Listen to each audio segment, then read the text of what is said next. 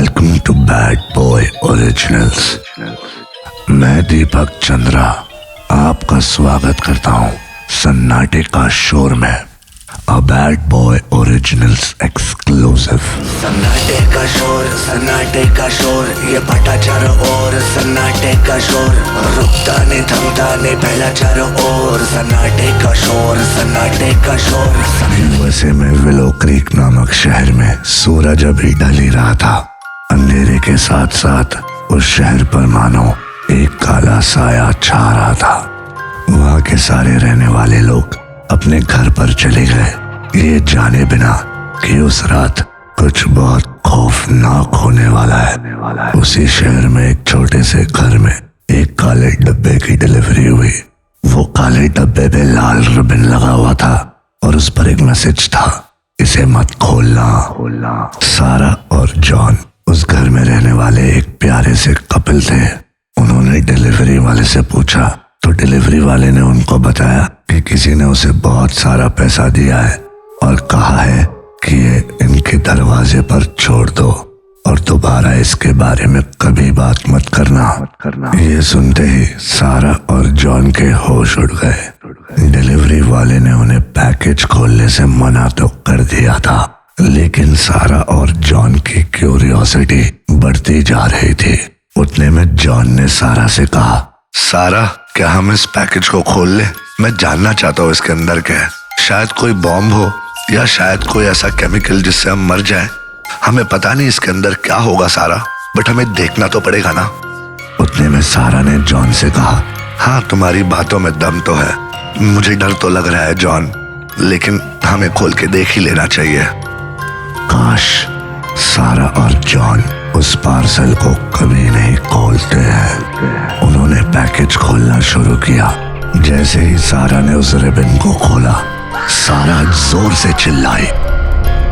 उस पैकेज के अंदर एक अजीब सा जानवर जैसा दिखने वाला मानव था, या शायद वो एक मानव नहीं, एक प्राणी था। सारा और जॉन दोनों डर के मारे कांप उठे।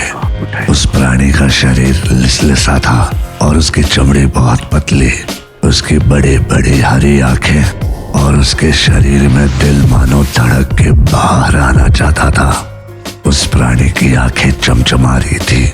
उन आंखों में ऐसी रोशनी थी, एक ऐसी रोशनी जो इस दुनिया ने कभी नहीं देखी थी। सारा ने अपनी हिम्मत जुटाकर उस प्राणी को जाकर अपनी उंगली से छुआ और वो प्राणी जोर से चिल्लाया। उसकी आवाज में मानो इतनी ज्यादा ध्वनि का जोर था कि आपको बहरा कर दे। उस तेज आवाज ने सारा और जॉन को पागल कर दिया। वो सब कुछ देख और समझ पा रहे थे, लेकिन ना हिलने के कारण वो एक जिंदा लाश बन चुके थे। सारा और जॉन अब नहीं रहे, लेकिन ये तो सिर्फ शुरुआत थी। जैसे जैसे रात का काला साया बढ़ता गया, वो क्रीचर मानो एक क्विक मेटामॉर्फोसिस से गुजर रहा था। अब उस क्रीचर की ताकत मिनट दर मिनट बढ़ रही थी। उसका शरीर और विशाल होता जा रहा था। उसके हाथ और नाखून बढ़ते जा रहे थे और उसकी आंखों से चमकती हुई रोशनी मानो जहां पड़े वहां दिन कर देती और उस रोशनी के सामने आने वाले को जलाकर राख। लेकिन इम्पोर्टेंट बात उसका म्यूटेशन नहीं है। इम्पोर्टेंट बात यह है कि वो क्रीचर एक मोटिव लेकर आया था। वो धरती पर आया था धरती के लोगों को मारने के लिए, ताकि उसकी धरती के लोग यहाँ पर आके अपना एक घर बना सके। विलो क्रीक में मानो इतनी तराही मच गई। एक तरफ लोग डर डर के चिल्ला कर भाग रहे थे और दूसरी तरफ वो क्रीचर लोगों को हजारों की तादाद में मार रहा था। विलो क्रीक आग की लपटों में घिर चुका था। वहाँ के आधे लोग भागने में कामयाब हुए और जो नहीं भाग पाए और उसके हाथों नहीं मरना चाहते थे, उन्होंने अपनी जान दे दी। और फिर निकला विलो क्रीक पर एक नया सूरज, और उस सूरज की रोशनी में दिखा एक नया विलो क्रीक। एक ऐसा विलो क्रीक जो बर्बाद हो चुका था, जहाँ के टूटे हुए मलबों और लाशों के बीच में मिट्टी की जगह अब सिर्फ वो राख बची थी।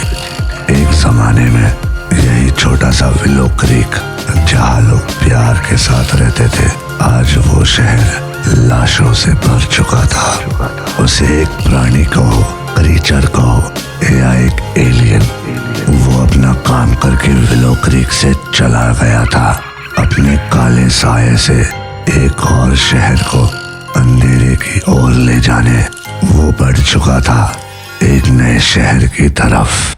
अब आप मुझे बताइए, भले ये कहानी मेरे दिमाग की एक उपज हो, लेकिन अगर ऐसा कुछ आपके साथ होगा तो आप क्या करोगे?